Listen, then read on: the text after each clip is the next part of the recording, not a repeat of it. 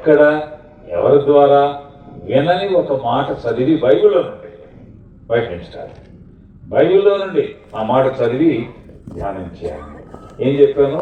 మీరు ఎప్పుడు, ఎన్నడూ, ఎక్కడ, ఎవరి ద్వారా వినని ఒక విభిన్నమైన వాక్యం లేక లేఖనాల్లో నుండి అది మీ ముందుకు తెస్తాను. మీరు అనుకోవచ్చు, మేము అసలు పండితులం అయితే పామరు వాళ్ళం, మేము పండితులం. మరి పండిత పామరు కదా. ప్రాంతంలో అన్నింటిలో మేము మా సంఘాల్లో బాగా వాక్యం ఉపవాసన చేసిన వాళ్ళు ఈ ప్రాంతంలో ఉన్నారు కదా. ఇంత సర్వీస్ ఉంది మాకు లేఖనాల్లో. ఆ మాట మీద వాక్యం వినకుండా ఉండడం అనేది జరుగుతుందా? ఒకవేళ జరుగుంటే అది వాక్యం బైబిల్లో ఎలా ఉంటుంది? ఎందుకు ఉంటుంది?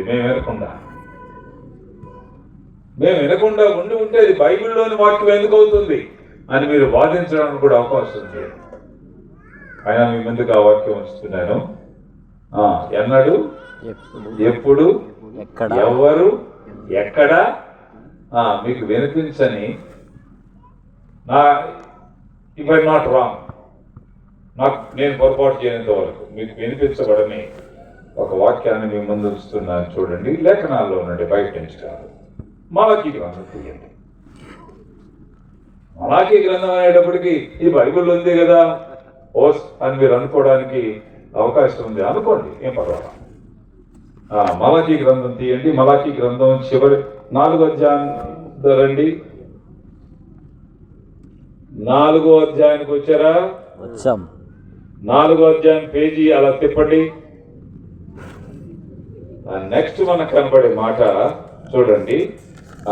ఆ పేజీ తిప్పగానే ఒక తెల్ల కాగితం, ఆ కాగితం మీద ఉండే అక్షరాలు చదువుతున్నాను. మన ప్రభువును రక్షకుడునైన యేసుక్రీస్తును గూర్చిన. ఏమండి, వింటున్నారా? మన ప్రభువును రక్షకుడునైన యేసుక్రీస్తును గూర్చిన. ఈ వచనం మీద ఎప్పుడన్నా, ఈ మాట మీద ఎప్పుడన్నా వాక్యాలు విన్నారా మీరు ఇంతవరకు? వినుండదు నేను అనుకుంటున్నాను. నేను కూడా ఇది ధ్యానం చేయకపోతే నేను కూడా ఎప్పుడు వినలేదు. ఏమిటండి మన మూల వాక్యం? ఏమండి, కూడా మీరు మూలకి వెళ్ళిపోయినట్టున్నారు మానసికంగా. ఇక్కడే ఉండాలి మీరు, ఎవరుండాలి అన్నట్టు ఉండాలి. మన ప్రభువును రక్షకుడునైన యేసుక్రీస్తును గూర్చిన. ఈ మాట నా వెంట మీరు అందరూ పలకండి. గొంతులు సరి చేసుకోండి. స్పష్టంగా, ఖచ్చితంగా పేలిపోవాలి మీ వాయిస్. అలా చెప్పండి. మన ప్రభువును. సౌండ్ తక్కువండి, మీరు కాదు, వీళ్ళు. గట్టిగా చెప్పండి. మన ప్రభువును రక్షకుడునైన యేసుక్రీస్తును గూర్చిన. ధ్యానం చేద్దాం. ప్రేమగల తండ్రి, కృపగల దేవా, మీకు వందనాలు, స్తోత్రాలు. నేను ప్రేమించి మాకు అనుగ్రహించిన ఈ సందర్భాన్ని బట్టి, సమయాన్ని బట్టి మిమ్మల్ని స్తుతిస్తున్నాను. బైబిల్లో ఉండే ఒక మాట చదువుకున్నాను. బైబిల్లో ఏ మాట వ్యర్థంగా ఉండదు. సమాప్తం అనే మాట కూడా వ్యర్థం కాని మాటే. ఆది అనే మాట కూడా వ్యర్థం కాని మాటే. ఆది అనే మాట నుండి సమాప్తం అనే మాట వరకు వ్యర్థం కాని మాటలు ఉన్న ఏకైక గ్రంథం, గ్రంథాలకు గ్రంథం, గ్రంథరాజ్యం, దైవ గ్రంథం అనే బైబిల్. అందులో నుండి ఒక మాట మేము చదువుకున్నా. ధ్యానం చేస్తుండగా పరధ్యానం తొలగించండి తండ్రి. ఏకాగ్రత అనుగ్రహించండి. లేఖనాలు ఆలకించి మేలు పొందినట్లుగా మీరు మాతో మాట్లాడి మహింపొందమని యేసు నామములో ప్రార్థించి వేడుకుంటున్నాం తండ్రి. ఆమేన్. మంచిదండి. మనం చదువుకున్న వాక్య భాగం ఇది కూడా వాక్యమే. పాత నిబంధన గ్రంథ ప్రారంభంలో ఈ మాట మనకు కనిపిస్తుంది. పాత నిబంధన, నూతన నిబంధన గ్రంథ ప్రారంభంలో, పాత నిబంధన ముగింపు తర్వాత మన ప్రభువును రక్షకుడునైన యేసుక్రీస్తును గూర్చిన. ఈ సభ ఏ సభ? ఏమండి, బహిరంగ సభ సరేలేండి. ఇది ఏ సభ? మన ప్రభువును రక్షకుడునైన యేసుక్రీస్తును గూర్చిన సభ. మనం చేసిన ప్రయాణం ఏ ప్రయాణం చెప్పండి? ప్రయాణం చేసిన వాళ్ళందరూ చెప్పాలి. మన ప్రభువును రక్షకుడునైన యేసుక్రీస్తును గూర్చిన ఈ వేదిక. ఏ వేదిక? మన ప్రభువును రక్షకుడునైన యేసుక్రీస్తును గూర్చిన మన ఆలోచనలు ఈ ఆలోచనలు మన ప్రభువును రక్షకుడునైన యేసుక్రీస్తుని గుర్చిన.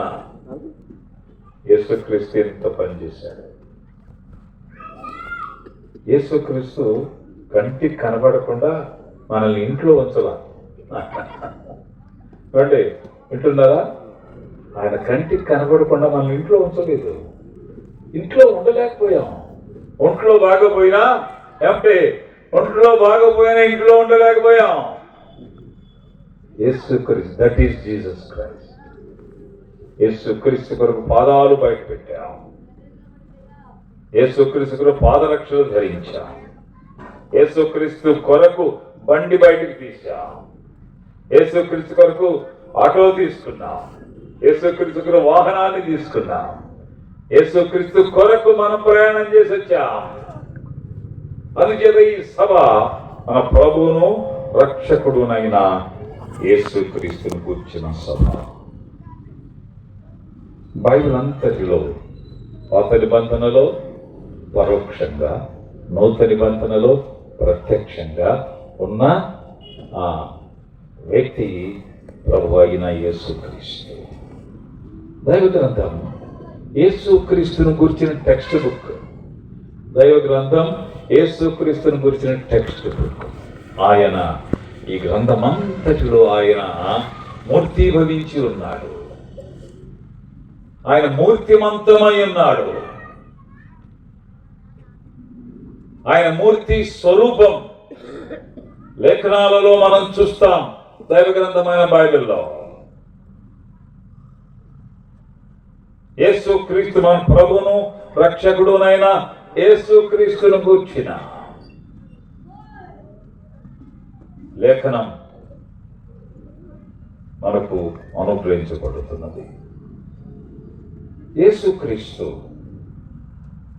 అనే మాట ఈనాడు ప్రపంచమంతటా ప్రకటించబడుతున్న, ప్రపంచమంతటా ఈ మాట మీరు అండర్లైన్ చేసుకోవాలి. ప్రపంచమంతటా, throughout the world, throughout the world. సూర్యుడు ప్రపంచమంతటా, చంద్రుడు వెనకేటండి పిల్లల, సూర్యుడు ప్రపంచమంతటా, చంద్రుడు ప్రపంచమంతటా, నక్షత్రాలు ప్రపంచమంతటా, యేసుక్రీస్తు ప్రపంచమంతటా. That is Jesus Christ. సూర్యుడు ఎంతవరకు కనిపిస్తున్నాడో, చంద్రుడు ఎంతవరకు కనిపిస్తున్నాడో, నక్షత్రాలు ఎన్ని దేశాల వరకు కనిపిస్తున్నాయో, అన్ని దేశాలలో ఏకగ్రీవంగా, అప్రతిహతంగా, అనన్య సామాన్యంగా, అమోఘంగా, నిరంతరంగా, నిర్విరామంగా ప్రకటించబడుతున్న ఏకైక నామము యేసుక్రీస్తు నామము.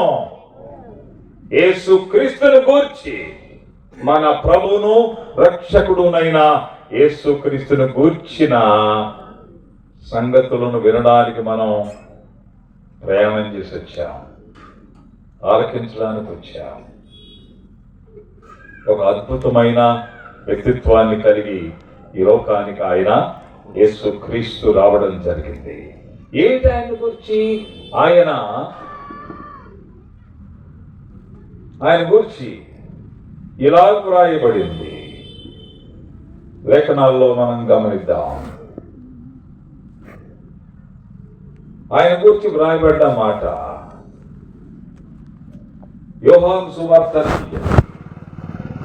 సువార్తలో ప్రభు అయిన యేసుక్రీస్తుని గురించి వ్రాయబడిన మాట నేను మీకు జ్ఞాపకం చేస్తాను. ఆయన గురించి ఇలా వ్రాయబడి ఉంది. చూడండి, యోహాను సువార్త 4వ అధ్యాయం 6వ అధ్యాయం చూడండి. 6వ అధ్యాయం, యోహాను సువార్త 6వ అధ్యాయం 38.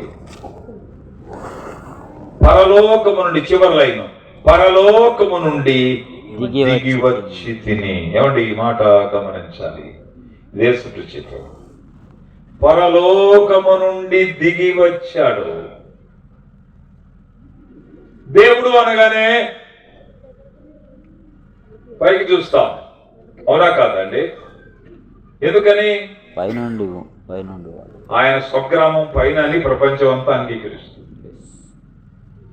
దేవుడు అనగానే పైకి చూస్తాం, డబ్బులు పోతే కిందకు చూస్తాం.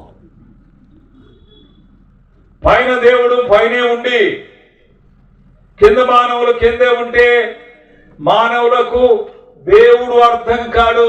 అందుచేత ఓరి దేవుడు అంటాడు. ఓరి దేవుడు అన్నోడికి ఏం అర్థం కాలేదు, దేవుడు అర్థం కాలేదు.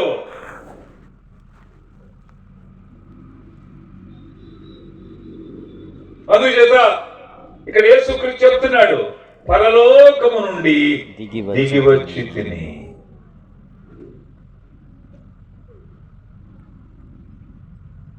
క్రిస్మస్ అంటే దేవుడు మానవుడుగా భూమి మీదకి రావడాన్ని క్రిస్మస్ అంటారు. దేవుడు మానవుడయ్యాడు. God became man. దేవుడు మానవుడయ్యాడు. మానవులకు దేవుడు అర్థం కావాలి అంటే మానవులు దేవుడు తయారు చేయడం కాదు, మానవులను చేసిన దేవుడు మానవుల దగ్గర రావాలి. మళ్ళీ చెప్పండి, మీరు మనసు అనకపోయినా, మానవులకు దేవుడు అర్థం కావాలంటే మానవులు దేవుణ్ణి తయారు చేసుకోవడం కాదు, మానవులు దేవుణ్ణి తయారు చేసుకుంటే దేవుళ్ళకు మానవులే రూల్స్ పెడతారు, దేవుళ్ళకు మానవులే చట్టాలు పెడతారు, దేవుళ్ళకు మానవులే షరతులు పెడతారు, దేవుళ్ళకు మానవులే ఆకారాలు ఇస్తారు. తోచిన ఆకారం ఇచ్చి పడేస్తాడు దేవుడు. మానవుడు తోచిన ఆకారం ఇస్తాడు, ఇష్టానుసారమైన ఆకారం ఇచ్చి ఇది దేవుడు అంటాడు. ఇది మానవ వెర్రితనం, మానవ వెర్రి విజ్ఞానం ఇది. అందుచేత మానవులకు దేవుడు అర్థం కావాలంటే మానవులు దేవుడు తయారు చేసుకుంటే మానవులకు దేవుడు అర్థం కాదు. మానవులను చేసిన దేవుడు మానవుల దగ్గరికి రావడం జరగాలి.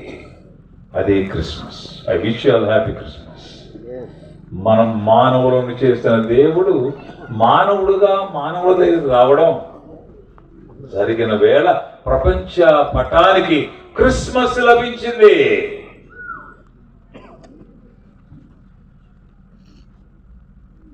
ఈ మాట ఎవరి గురించి చెప్పండి అన్నా? అక్క మీరు చెప్పండి. మరి సైలెంట్గా ఉన్నారు. సైలెంట్ మోడ్ లో ఉన్నామండి. అది మళ్ళీ మేము ఓపెన్ చేయలేమంటారా? మన ప్రభువును రక్షకుడునైన యేసుక్రీస్తును గూర్చిన ధన ధన ధన ధన మోగాలి మన నోళ్లలో ఈ మాట. మీరు ఇళ్ళకి వెళ్ళిన తర్వాత ఎవరిని అడిగితే ఎక్కడికి వెళ్ళి వస్తున్నారంటే గుడివాడ రోడ్లో బామర్ దగ్గర గుడివాడ రోడ్లో కొట్టడం జరిగింది, వస్తున్నాం అని చెప్పకూడదు. ఏం చెప్పాలి మీరు? మన ప్రభువును రక్షకుడునైన యేసుక్రీస్తును గూర్చిన సభకు వెళ్ళాం. ఈ సమాసం వాడాలి. ఈ పూర్తి వాక్యం చెప్పాలి. దేవుడు మానవుడైన వేళ ప్రపంచానికి క్రిస్మస్ లభించింది. దేవుడు మానవుడు కాకపోతే మానవుడికి దేవుడు అర్థం కాదు. దేవుడు కాబట్టి ఏమండి? దేవుడు కాబట్టి మానవుడు కాగలడు.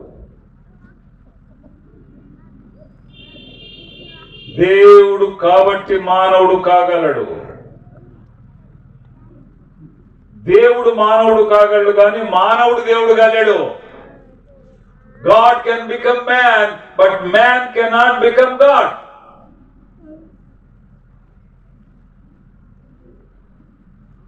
మానవుడు దేవుడు కాలేడు. పాలు కాఫీ అవుతాయి కదండి. కాఫీ అనగానే ఎంతో ఇప్పుడు హాయి ఉంది. కుదిరితే కాఫీ అన్నారు కదా. కాఫీ అంటేనే తాగితే బాగుంది అనిపిస్తుంది. పాలను కాఫీ చేస్తాం కానీ కాఫీని పాలు చేయలేము, తెలుసా? ఒకవేళ కాఫీని పాలు చేయాలని ప్రయత్నం చేస్తే అవి నేలపాలు అవుతాయి కానీ పాలు కావు. ట్రై చేసి చూడండి. అందుచేత దేవుడు మానవుడు అవుతాడు కానీ మానవుడు దేవుడు కాలేడు. ఆ నేపథ్యంలో పరలోకమందున్న దేవుడు మానవుడుగా ఈ లోకానికి దిగి వచ్చాడు. నేను దిగి వచ్చి తిని అని అంటున్నాడు. కమ్ డౌన్, మానవుడుగా దిగి వచ్చాడు ఆయన జీవన శైలి చాలా విభిన్నంగా ఉంటుంది. వినండి జాగ్రత్తగా. ఒక్క మాట కూడా మీరు ఒక్క లైన్ కూడా మిస్ కాకూడదు. మిస్ అయితే తర్వాత బాధపడతారు, అయ్యో పోగొట్టుకున్నామని. అలాంటి మ్యాటర్ ఉంది ఇందులో. యేసుక్రీస్తుని గురించిన సంగతులలో చాలా విభిన్నమైన వైవిధ్యంతో కూడిన జీవితం అయింది. అలాంటి జీవితం ప్రపంచంలో ఎవరికి లేదు. అలాంటి జీవితం ప్రపంచంలో ఎవరికీ లేదు. ప్రపంచంలో ఎవరికైనా ఉంటే ఆయన యేసుక్రీస్తు ఇంటాడు తప్పకుండా. ఆయన తప్పకుండా యేసుక్రీస్తు ఇంటాడు. ఒక విభిన్నమైన వైవిధ్యంతో కూడిన సాటి లేని పోల్చుకోవడానికి వీలు కాని వైవిధ్యపు జీవితాన్ని యేసుక్రీస్తు భూమి మీద ఆయన కొనసాగించారు. ఆయన పుట్టింది పశువుల పాకలో. He was born in a manger. పశువుల పాకలో పుట్టాడండి. పశువుల పాకలో పుట్టాడు ఆయన. పశువుల పాకలో పరుండబెట్టాడు. సత్రంలో పుట్టి పశువుల పాకలో పరుండబెట్టాడు. సత్రంలో చోటు లేనందున అని వ్రాయబడింది. ఇలాగ ఎవరైనా పుడతారా? ఎవరికైనా సాధ్యమవుతుందా? ఆయన జన్మలో వైవిధ్యం ఉంది. ఆయన జన్మలో వైవిధ్యం ఇది. పశువుల తొట్టులో పరుండబెట్టబడ్డాడు. ఆయన జీవితంలో 3 ప్రాంతాలు చాలా కీలకమైనవి. ఆయన బెత్లెహేములో పుట్టాడు. ఏమండి? బెత్లెహేములో పుట్టాడు, నజరేతులో పెరిగాడు, కపెర్నహూములో కాపురం ఉన్నాడు. ఈ 3 చాలా కీలకమైన ప్రాంతాలు.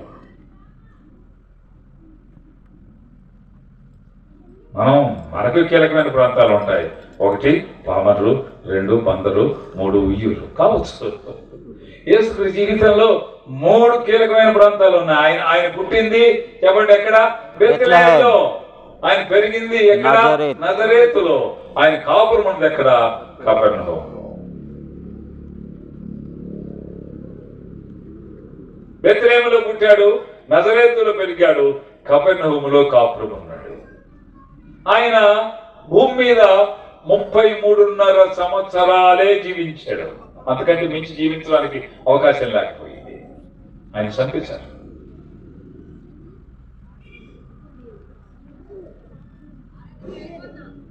ఈ 33.5 సంవత్సరాల కాల వ్యవధిలో ఏమంటే వినాలి జాగ్రత్తగా, 3.5 సంవత్సరాలే సేవ చేశాడు. 30 సంవత్సరాలు ఇంటిలో వాళ్ళ నాన్నకు పనిలో సహాయం చేశాడు. 3.5 సంవత్సరాలు సేవ చేశాడండి.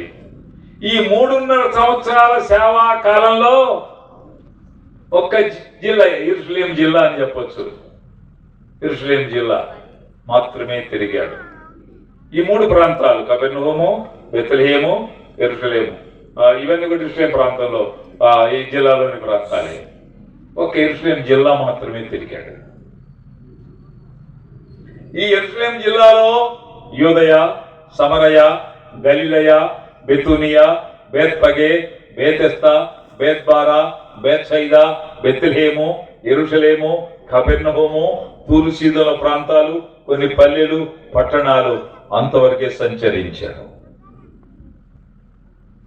సముద్ర తీరంలో సేవ ప్రారంభించాడు. ప్రియులారా, సముద్ర తీరంలో సేవ ప్రారంభించి సమాధుల తోటలో సేవ ముగించాడు. అది ఆయన సేవా వైశాల్యం. That is Jesus Christ. ఏమిటి మన ధ్యానం?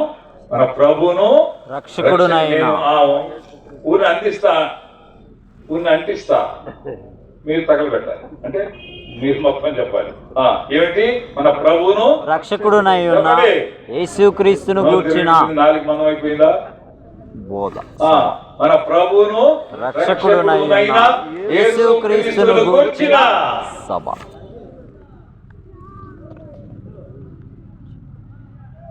సముద్ర తీరంలో సేవ ప్రారంభించి సమాధుల తోటలో సేవ చేశారు.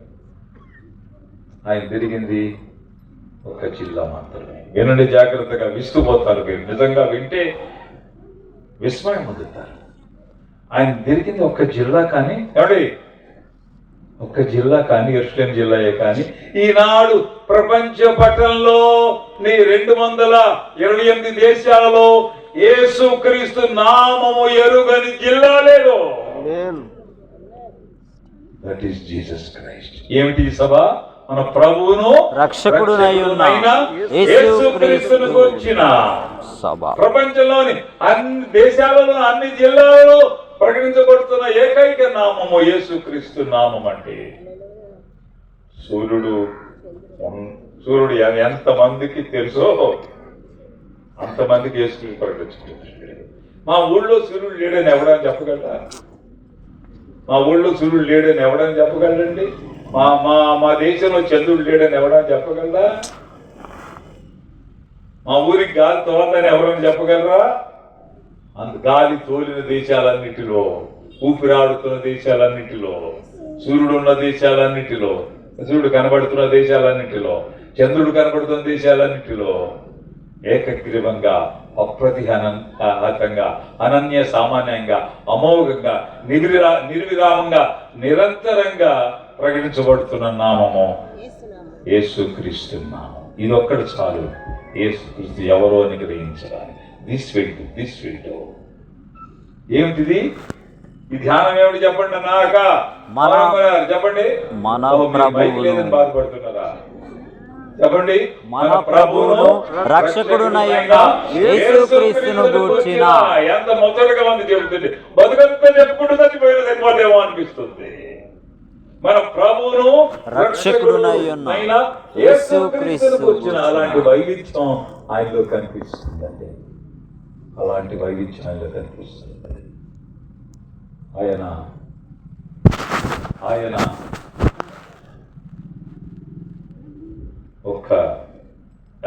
ఆయన ఏం చదువుకున్నాడో తెలియదు. యేసుక్రీస్తు చదివేంతన్నా మీరు చెప్పండి. మీరు చాలా స్టేట్గా కూర్చున్నారు సీరియస్గా. యేసుక్రీస్తు ఎడ్యుకేషన్ క్వాలిఫికేషన్ ఏంటండి? ఆయన అకాడమిక్ క్వాలిఫికేషన్ ఏమిటి? ఆయన ఎంత చదువుకున్నాడు? మనం పేరు పెట్టుకుని BA, MBA, ఇంకా ఏదైనా బీటెక్, ఎంటెక్ ఏదైనా పెట్టుకుంటే మనం చదువుకున్నాం కాబట్టి. యేసుక్రీస్తు రాసి ఎంత డిగ్రీ పెట్టాలి? ఆయన ఏం చదువుకున్నాడు? వినండి జాగ్రత్తగా. ఈ గుండె జల్లుమంటుంది. గుండెంటూ ఉంటే జల్లు మనకపోతే మీరు వెంటనే కార్డియాలజీ డాక్టర్ దగ్గరికి వెళ్ళాలి. ఏంటి నా గుండె జల్లుమంటం లేదు, తేడా ఉంది నాలో. అలాంటి మాట ఇది. ఆయన ఎంత చదువుకున్నాడో తెలియదు కానీ, వినండి ప్రియులారా, ఆయన ఎంత చదువుకున్నాడో బైబిల్ రాయబడలేదు కానీ, ఆయన గురించి చదువుకుంటే డిగ్రీలు వస్తున్నాయి. CTH, బిటిహెచ్, MTH, MRE, BRE, MN, BMIN, PhD, BD, MPhil. చెప్పండి, ఏ డిగ్రీ చెప్తారు మీరు? ఒక్క వ్యక్తిని గురించి చదువుకుంటే డిగ్రీ రావడం అనేది యేసుక్రీస్తుకు మాత్రమే చెందింది. ఏమిటి సభ? చెప్పండి కానా, గట్టిగా చెప్పాలి. ఏమిటి సభ? మన ప్రభువును రక్షకుడు అయిన యేసుక్రీస్తును గురించిన సభ ఇది. ఆయన వైవిధ్యం ఎంత గొప్పగా ఉందండి. అయ్యో, నేను ఆయన నమ్ముకోలేకపోయినా ఆయన బాధపడ్డ న్యాయమే నమ్మని వాళ్ళు. నేను ఆయన నమ్ముకున్నానండి అని గర్వించడం న్యాయమే ఆయన నమ్ముకున్న వాళ్ళు. సత్యపరచునాలండి. వైవిధ్యభరితమైన జీవితం అయింది. ప్రపంచంలో ఎవరికి లేదు ఇలాంటి జీవితం.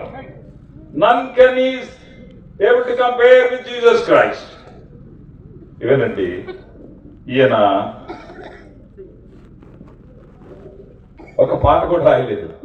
యేసుక్రీస్తు రాసిన పాటలు ఉన్నాయండి మీ పుస్తకాల్లో. యేసన్న రాసిన ఉన్నాయిలే మన పుస్తకాల్లో. యేసన్న రాసిన పాటలు ఉన్నాయి కానీ యేసుక్రీస్తు రాసిన పాటలు ఉన్నాయా? కానీ వినండి, ఈయన ఒక్క పాట కూడా రాయలేదు కానీ ఈయన మీద 1,00,000 కోట్లాది పాటలు రాయబడ్డాయి, కోట్లాది పాటలు. బట్ జీసస్ క్రైస్ట్ ఏమిటి సభ? మన ప్రభువును రక్షకుడునైన యేసుక్రీస్తును కూర్చిన ప్రియులారా, సత్యపడుతున్నానండి. ఆయన ప్రకటించబడుతున్నాడు ఈ వేదిక మీద. ఎంత గంభీరమైన వేదిక అండి ఇది, ఎంత గొప్ప వేదిక అండి ఇది. ఒక ప్రముఖమైన వ్యక్తిని గురించి, వ్యక్తిత్వాన్ని గురించి ప్రకటించబడుతున్న వేదిక. ఆయన గురించి గడియారంలో 24 గంటలు ప్రపంచంలో పాడుకుంటున్నారు ప్రజలు. ఆయన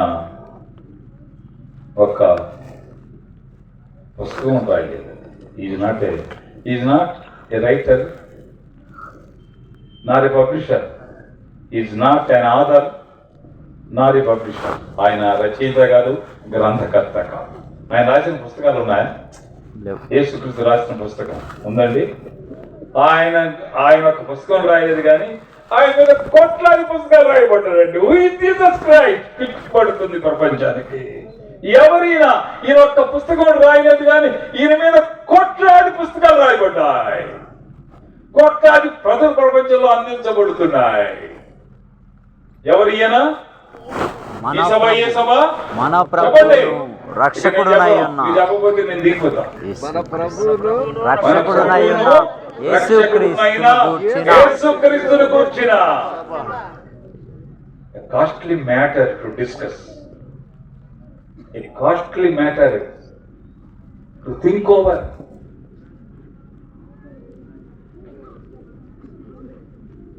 A costly matter on which we come together. ఈ రాత్రి వేళ యేసుక్రీస్తును గురించి క్రిస్మస్ సందేశాన్ని మనం ఆలోచించడానికి ఇక్కడికి మనం చేరవచ్చాం. యేసుక్రీస్తు వంటి వారు. ఆయన ఒక్క పాట కూడా రాయలేదు, కానీ ఆయన మీద కోట్లాది పాటలు రాయబడి కోట్లాది ప్రతి ప్రపంచంలో అందరికీ అందించబడుతున్నాయి. అందుచేత ఆలకించడానికి వచ్చిన మిమ్మల్ని అభినందిస్తున్నాను. ఆయన కుంటివారిని దర్శించాడు, నడిచేలా చేశాడు.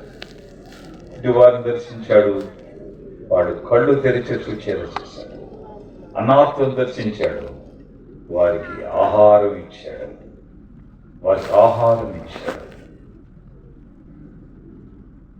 దిక్కులేని వారిని దర్శించాడు, వారికి దిక్కు దివాణం ఇచ్చాడు. ఆయన ఒక దివాన్ కాదు, కానీ దిక్కు దివాణం ఇచ్చిన వాడు. ఎక్కడ బాధ, ఎక్కడ వ్యాధి, ఎక్కడ ఇబ్బంది,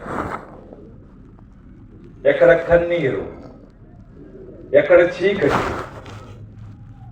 ఎక్కడ చికాకు ఉందో అక్కడికి వచ్చాడు. ఆయన పాలసీ ఏమిటంటే, వాడు నా దగ్గర రావడం కాదు, నేనే వెళతా.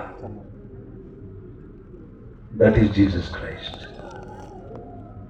నేనే వెళ్తా అక్కడికి. అందుచేత ఆయన పరలోకం విడిచి దేవునితో సమానంగా ఉండుట విడిచిపెట్టకూడని భాగ్యమని ఎంచుకొనక, మనుషుల పోలికగా పుట్టి దాసుని స్వరూపం ధరించుకొని ఆకారంతో రిక్తులుగా కనబడి మరణం పొందినంతగా, అనగా శిలువ మరణం పొందినంతగా ఇదేత చూపిన వాడై తను తాను తగ్గించుకొనెను.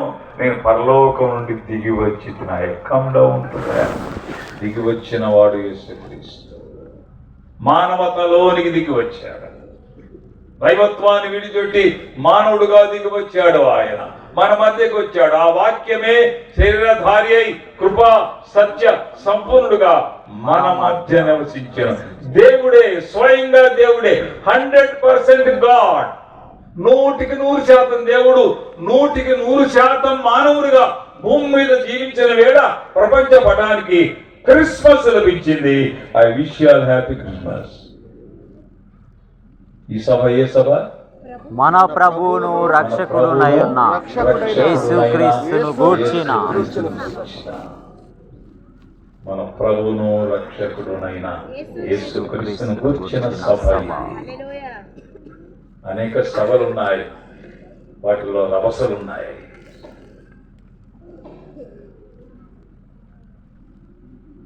ఈ సభ మన ప్రభువును రక్షకుడునైన యేసుక్రీస్తు. మీరు ప్రయాణం చేసి వచ్చారే, ఈ ప్రయాణం it's very costly reason on very costly reason. ఒక మంచి ఖరీదైన కారణం మీద బయటకు వచ్చాం మనమంతా. నేను విజయవాడ నుంచి వచ్చాను, మీరు ఆయా ప్రాంతం నుంచి వచ్చారు. ఒక ఖరీదైన కారణం. ఏమిటి ఆ కారణం చెప్పండి? మన ప్రభువును నేను అందిస్తున్నా మీకు. యేసుక్రీస్తును నన్ను మళ్ళీ మీరు తప్పిస్తున్నారు. మన ప్రభువును రక్షకుడునైయున్న యేసుక్రీస్తును గూర్చిన కారణం మనల్ని ఇంట్లో ఉండేవాళ్ళ.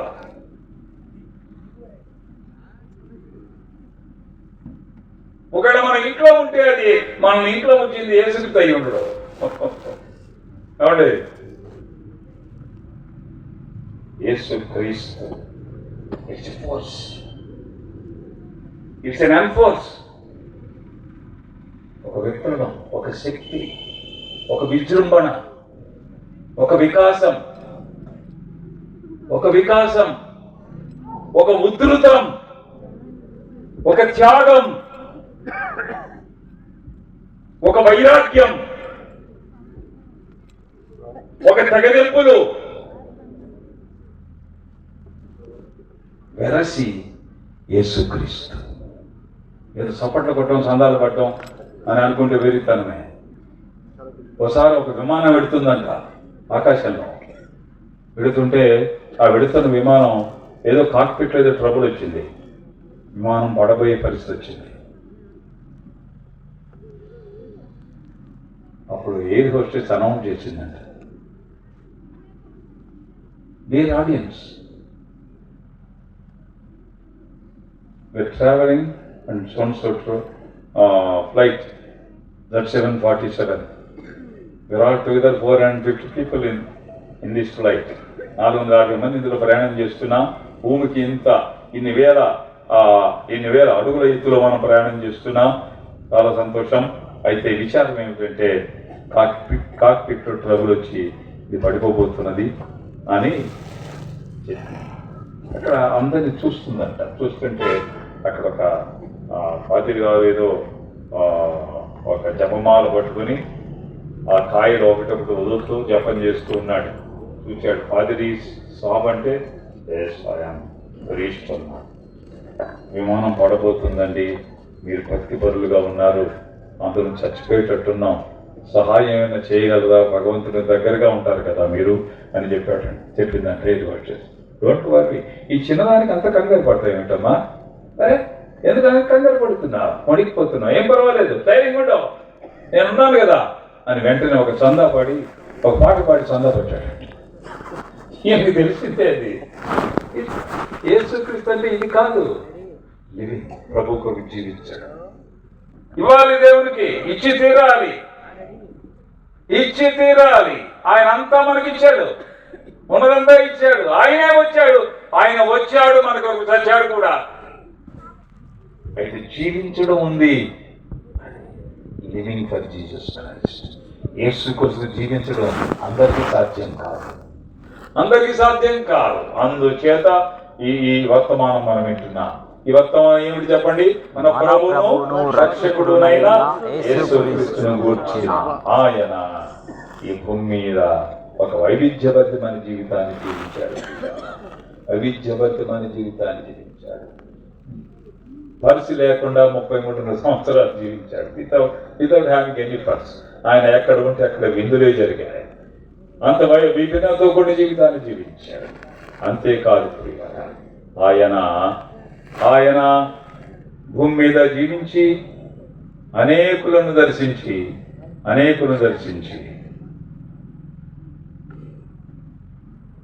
మనుషుల దొట్టు పుట్టి పరుండ పెట్టినవాడు అలాగే ఉంటే ప్రపంచానికి వేరుండేది కాదు. ఆయన శిలువలో మరణించాడు. ఒకడు ఇలాగంటున్నాడు యేసుక్రీస్తు గురించి. చూడండి, మార్క్స్ వార్త 5వ అధ్యాయం చూడండి. త్వరగా నేను ముగిస్తున్నాను. మార్క్స్ వార్త 5వ అధ్యాయం 7వ వచనం.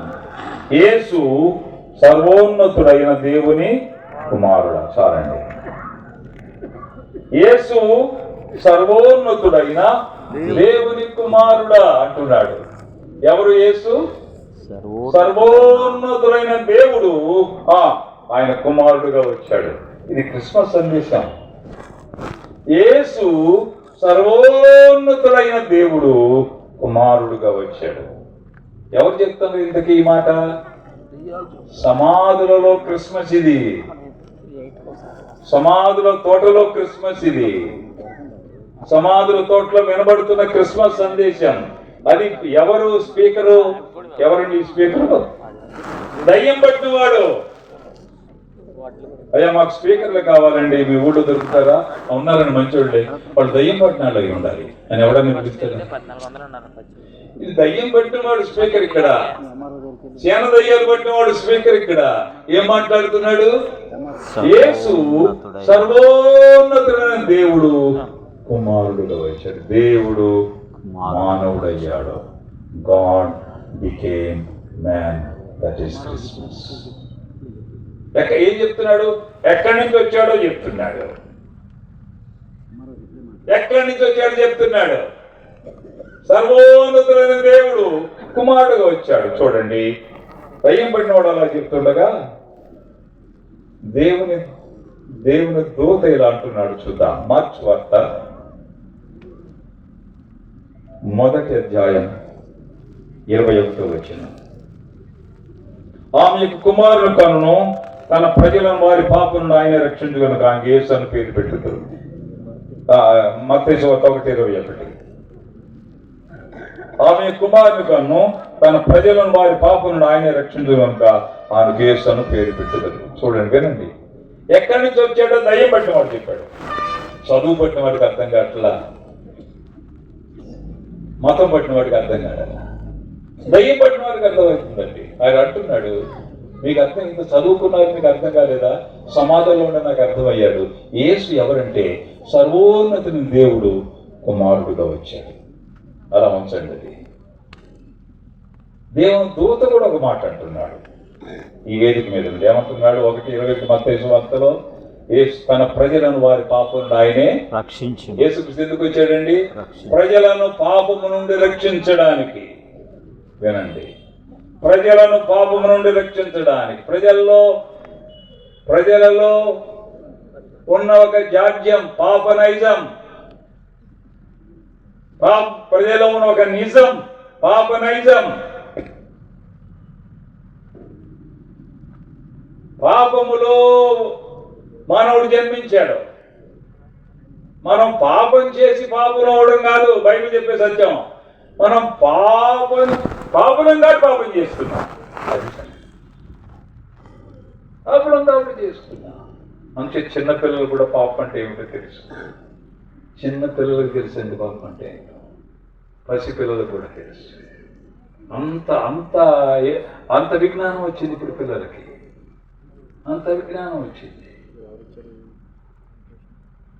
ఒక టీచర్ నాతో అన్నాడు ఇలాగ. అది 5వ తరగతి వరకు ఉండే స్కూల్ అది. ఆ టీచర్ నాతో ఉండి, పాస్టర్ గారు మా స్కూల్లో ఒక వింత జరిగిందని అన్నాడు. ఏదో మీ స్కూల్ పెద్ద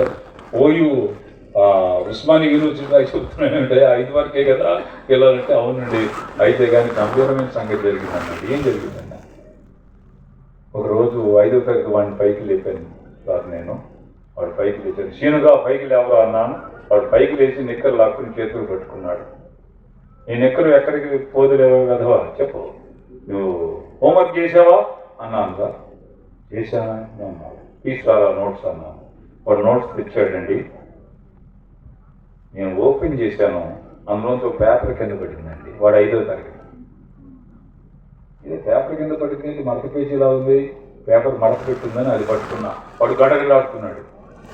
ఆ పేపర్ చదివి ఓపెన్ చేసి చదివాను. మాస్టర్ గారు నా కళ్ళు నేను నమ్మలేకపోయాను. ఏమిటయ్యా మ్యాటర్? అసలు మ్యాటర్ చెప్పు, నేను ఇప్పుడు నమ్మలేకపోతున్నా. మ్యాటర్ ఏమిటంటే మాస్టర్ గారు, వాడు 5వ తరగతి వాడు 4వ తరగతి అమ్మాయికి లవ్ లెటర్ రాశాడు. వాడు చదివేది 5వ తరగతి, 4వ తరగతి అమ్మాయికి లవ్ లెటర్ రాశాడంట. నేను అన్నాను, మ్యాటర్ ఏమి రాశాడంట. చదివావు కదా, మ్యాటర్ ఏమి రాశాడంట. ఆ టీచర్ చెప్తున్నాడు, వాడు రాశాడంట. ఆ ముందు రోజు అమ్మాయి రాదు, 4వ తరగతి అమ్మాయి స్కూల్కి రాలా. నిన్న నువ్వు స్కూలుకు ఎందుకు రాలేదు? నేను నిన్నంతా అదోలాగున్నాను. వీడు లాగుతాడు, వీడు అదోలాగా ఎలా ఉన్నాడు? ఈ డైలాగులు, ఈ మాటలు, ఈ కథనం, ఈ వివరాలు ఎలా తెలుస్తున్నాయి పిల్లలకి? మానవ శరీరంలో పాప నైజం ఉంది, అది మనల్ని ప్రేరేపిస్తుంది. అందుచేత నేర్చుకోకుండా దొంగతనం చేస్తాడు, నేర్చుకోకుండా బూతులు మాట్లాడతాడు, నేర్చుకోకుండా మోసం చేస్తాడు, నేర్చుకోకుండా దొండగాలు చేస్తాడు, నేర్చుకోకుండా చేసి. ఎందుకని? మన రక్తం ఉంది. కుక్కను నీళ్ళలోకి నెడితే ఈదుకుంటూ అవతలి పెడుతుంది. ఈత ఎక్కడ నేర్చుకుంది? తన రక్తంలో ఉంది ఆ నైజం. మానవ రక్తంలో కూడా పాప నైజం ఉంది.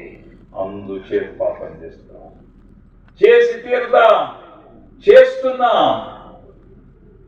నాలో పాపం లేదని చెప్పుకొని అబద్ధికుడు అవుతావు అని లేఖనం చెప్తున్నది. అందుచేత పాపకు పీపాలం మనలో పాప నైజం ఉంది. అది తొలగించడానికి యేసుక్రీస్తు వచ్చాడు, మతం కొరకు కాదు. యేసుక్రీస్తు మతస్థాపకుడైతే ఆయన నాకు అక్కర్లేదు. I don't want such Jesus Christ. మతము మృతము. ఏమండి, రెండు మాటలు ఉన్నాయి ప్రపంచాన్ని ఏలుతున్న మాటలు అవి. ఒకటి కులము, రెండు చెప్పండి. ఒకటి కులము, రెండు మాటలు. ఈ ప్రపంచ ప్రజల్ని ఏలుతున్నాయి. నేనేం చెప్తానంటే, కులము అంటున్నారా? కులము మలము, మతము మృతము. రాసుకోండి. కులము మలము, మతము మృతము. ఈ రెంటిని కొట్టివేయడానికి యేసు క్రీస్తుగా దేవుడి లోకానికి వచ్చిన వేళ ప్రపంచానికి లభించింది Christmas. I wish you happy Christmas. వీటన్నిటిని కొట్టివేశాడు ఆయన. పాపము, ఇవన్నీ పాప లక్షణాలండి. పాపరక్ష ఇవన్నీ బ్లడ్ లో మనం తీర్చుకునేవి కావు. ఇవన్నీ దీనికి గుర్తులు లేవు, సింబల్స్ లేవు, రుజువులు లేవు, సాక్ష్యాలు. ఊరికి చెప్పుకు బతకడమే అంతే, చెప్పుకొని బతకడం అంతే. దీనికి రుజువులు ఉండవు. ప్రియమైన సహోదరి సహోదరు, ప్రపంచం ఒక్కరి చింతలు విస్తరైపోయింది.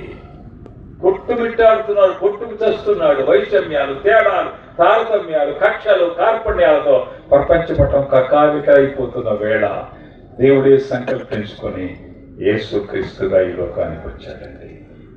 ఆ ప్రజలను పాపము నుండి తొలగించడానికి అందుకొచ్చాడు. మతస్థాపన కాదు, మతస్థాపన కాదు. దయ్యం పట్టిన వాడు ఏం చెప్పాడు? ఆయన ఎక్కడి నుంచి వచ్చాడో చెప్పాడు. ఎక్కడి నుంచి వచ్చాడంట? 19 నుంచి. ఎక్కడి నుంచి అండి? సర్వోన్నతుడైన దేవుడు కుమారుడిగా వచ్చాడు. ఎందుకు వచ్చాడు? మనలోని పాపాన్ని తొలగించడానికి. తన ప్రజలను వారి పాపాన్ని ఆయనే రక్షించును. ముగిస్తున్నా. ఈ వచ్చిన యేసుక్రీస్తు ఏరియా ఎంతండి? యేసుక్రీస్తు పరిధి ఎంత?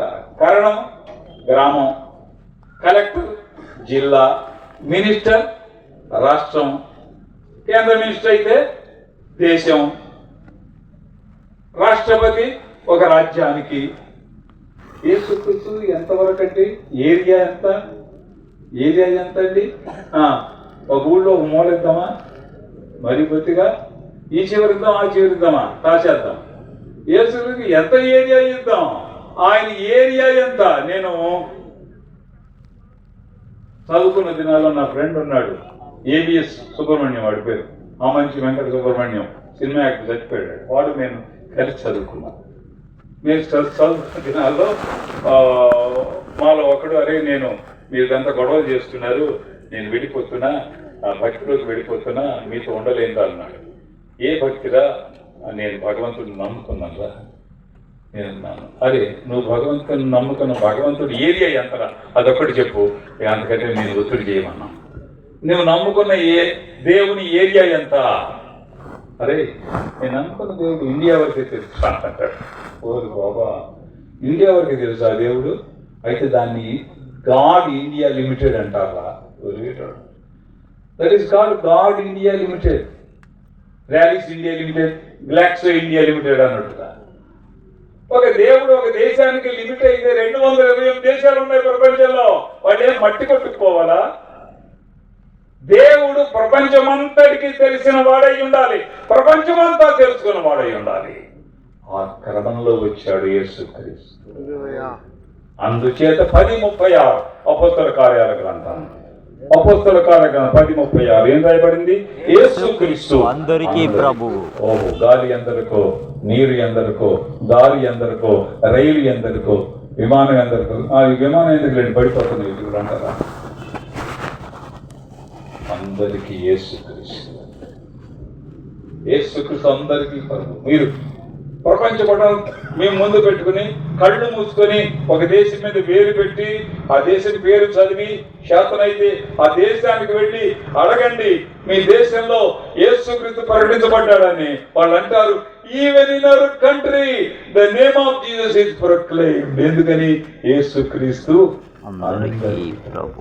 ఆయన దేవుడు నమ్మడానికి ఒక్క మాట చాలండి.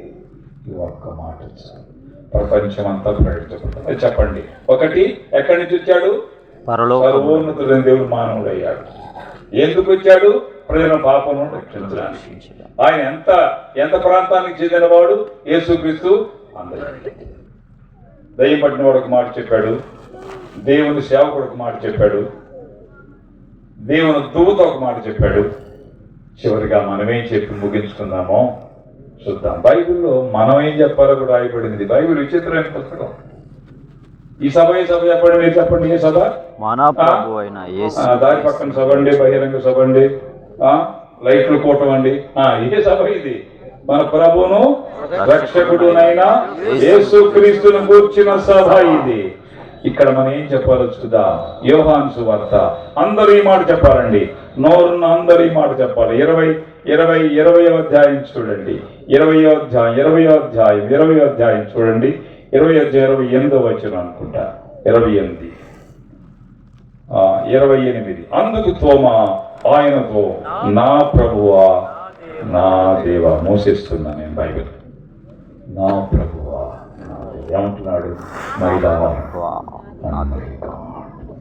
Jesus is my Lord and my God. యేసుక్రీస్తు ముందు మై అనే మాట వాడాలి మనం. My wife, my children, my house, my vehicle, my land, my field, my country. యేసుక్రీస్తు my Lord and my God. ఆయన నా ప్రభువు, ఆయన నా దేవుడు. యేసుక్రీస్తు మన ప్రభు, మన దేవుడు. నా దేవుడు, నా ప్రభువు కావడానికే ఈ సభ ఏర్పాటు చేయబడింది. అభిమానం వద్దు యేసుక్రీస్తు మీద, దాని వల్ల అప్రయోజనం ఉండదు. ఆయన ఆస్వాదించడం కావాలి, ఆయన స్వీకరించడం కావాలి, ఆయన సేవించడం కావాలి. ఆయన గురించి ఇలా చెప్పాలి, ఆయన నా ప్రభువు. చాలామందిలో ఉద్దేశం ఏంటంటే, యేసుక్రీస్తు పుట్టుక భలే ఉందండి, చాలా గంభీరంగా ఉంది, కానీ ఆయన మరణం చాలా ఘోరంగా ఉందండి. చనిపోయిన వాడు దేవుడు ఎలా అవుతాడండి? మరి మీరు బొత్తిగా మా చెవులో పూలు పెడుతున్నారే. చనిపోతే దేవుడు ఎట్లా అవుతాడండి? అంత వెళ్ళేవాళ్ళం మేము. చనిపోతే దేవుడిని సావకుండా ఉండాలి కదా, అది మనకి చెప్పేది. దేవుడిని సావకుండా ఉండాలి కదా, చనిపోతే దేవుడు ఎట్లా అవుతాడు? ఒక స్నేహితుడు నాతో ఉన్నాడు,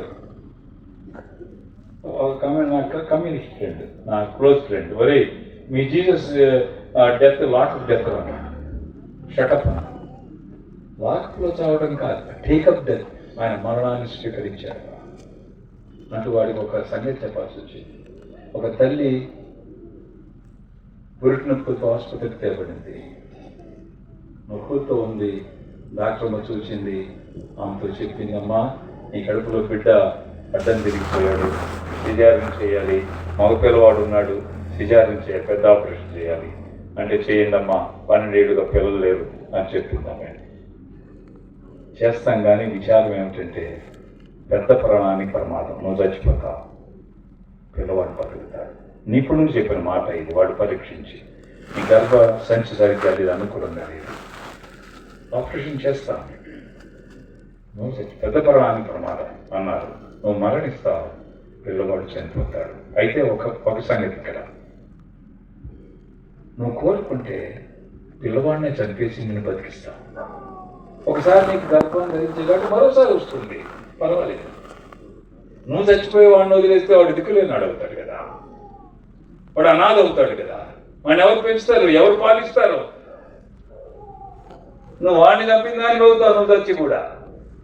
నువ్వు తెలివైన దాని ఏం చేయాలంటే, పోతే పోనీ వాడిని అనాలి, నేను బతికిస్తాను. ఏం కోరుకుంటావు అన్నారు. అమ్మా వద్దు, కనబలిసిన గర్భం కషాయ గర్భంగా మార్చుకోలేను, పెంచవలసిన తల్లిని పుంచే తల్లిగా నేను ఉండలేను, నా కొడుకు నేను చంపుకోలేనమ్మా, నేనే చస్తాను వాడిని బతికినవ్వండి, నేనే చస్తాను వాడిని బతికినవ్వండి అంది ఆ తల్లి. ఎంత చెప్పినా ఒప్పుకోలేదు. చేసేది లేక ఆపరేషన్ థియేటర్కి తెచ్చారు, సంతకాలు చేయించుకున్నారు, కడుపు కోశారు. కుమారుడు బయటకు వచ్చాడు. వాడు తెల్లగా చాలా చక్కగా ఉన్నాడు, చిన్నప్పుడే పసిగుడ్డుగానే. వాడు నర్సు చేతిలోకి వచ్చాడు, నర్సు కాళ్ళ దగ్గర నిలబడింది, ఆ కాళ్ళ దగ్గర నర్సు చేతులు కాడు వచ్చాడు. వాడు రావడంతోనే వాడు తెలివినవాడు, వాళ్ళ అమ్మలాగా. వెరీ ఈజ్ మై మమ్మీ అన్నట్టు అమ్మా అని ఏడ్చాడు. ఆ ఏడుపు కళ్ళు తెరిచింది తల్లి, వాడిని చూచింది. అరే బాబు, వాడు నా కొడుకుని తీసుకురండి, నా కొబ్బరి, నా లౌజు, నా బంగారం, నా కనకం అని అరుస్తుంది. వెలికేస్తుంది. అమ్మ క్లీన్ చేయలేదు, అయినా పర్వాలేదు తీసుకురండి అని కాళ్ళు చేతులు కొట్టుకుంటుంటే చేసేది ఇలాగ తీసుకొచ్చారు. ఆ బిడ్డ చుట్టూ చేయి వేసి ఆమె అంటుంది, ఒరే 12 ఏళ్ళు పట్టిందిరా నువ్వు నా దగ్గరికి రావడానికి, ఇంత ఆలస్యంగా వచ్చా, నీకు శిక్ష వేయాలరా. ఏం చేస్తాను తెలుసా? ఒక అమ్మాదిలాగా మాట్లాడుతుంది. ఏం మాట్లాడుతున్నావో తెలియకుండానే మాట్లాడిస్తుంది. నీకు శిక్ష వేయాలా? శిక్ష ఏమిటో తెలుసా? ఇంత లేటుగా వచ్చినందుకే ఒక పక్క మీ డాడీ ముద్దు పెడతా, ఒక పక్క మీ మమ్మీ ముద్దు పెడతా. నేను ఒక ముద్దు పెడతారా, అటుపక్క మీ డాడీ ముద్దు పెడతారా, రారా దగ్గరగా, నీ లేటుకి ఇదే శిక్ష అని వాడిని దగ్గర తీసుకుని ముద్దు పెట్టుకోబోతుండగా ముద్దు పెట్టుకోకుండానే చచ్చిపోయిందండి తల్లి. డాక్టర్లు చెప్పండి ఇప్పుడు నాకు ప్రశ్నకు సమాధానం. ఈ తల్లి మరణం చేతగాని మరణమా, లాకప్ డెత్, త్యాగం? ఆ తల్లి చనిపోకపోతే కొడుకు బతకడానికి అవకాశం లేదు. ఆ తల్లి చనిపోకపోతే కొడుకు పెద్దవాడవడానికి అవకాశం లేదు.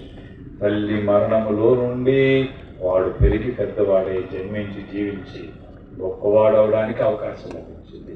యేసుక్రీస్తు శిలువలో పశుతొట్లో పరుండబెట్టబడి పెరిగి పెద్దవాడై శిలువలో మరణించకపోతే మన క్రిస్మస్ చేసుకోవడానికి అవకాశం ఉంటుందండి. యేసుక్రీస్తు అందుకు చనిపోయాడు. మనందరికి విమోచన కొరకు, మన విమోచన క్రయధనంగా ఆయన తన ప్రాణాన్ని పెట్టాడు. శిలువలో నలిగిపోయాడు, నష్టపోయాడు, కష్టపడ్డాడు, రక్తాన్ని కార్చాడు. ఆయన తిరిగి లోకానికి రాబోతున్నారు. ఎవరైతే ఆయన అంగీకరిస్తారో, యేసు ప్రభువా నీవు నా ప్రభుడవు, నా దేవుడు అని చెప్పగలిగితే చాలు, ప్రభు సంతోషిస్తాడండి. యేసుక్రీస్తుకి హ్యాపీనెస్ ఇవ్వడానికి ఇష్టపడుతున్నావా? Do you like to give happiness unto Jesus Christ? యేసు నువ్వు నా ప్రభువు, నా దేవుడు అని చెప్పడానికి ఇష్టపడితే ఈ రాత్రి అవకాశం, దానికి ఆకాశమే సాక్ష్యం, ఈ చుట్టూ ఉన్న పరిసరాల సాక్ష్యం. యేసుక్రీస్తు నా ప్రభువు, నా దేవుడు అని నువ్వు చెప్పదలిస్తే ఈ రాత్రి వేళ నీ నోట ఈ మాట ఉండును గాక. గమనించండి, దయ్యం పట్టినవాడు ఎక్కడి నుంచి వచ్చాడో చెప్పాడు, దేవుని దూత ఎందుకు వచ్చాడో చెప్పాడు, దేవుని సేవకుడు ఆయన ఏ ప్రాంతానికి చెందినవాడో చెప్పాడు. మనం ఏం చెప్పాలి? ఆయన నా చెప్తావా? దయచేసి అందరూ లేచిన పడతాం, చిన్న ప్రార్థన చేసి ముగించుకుందాం.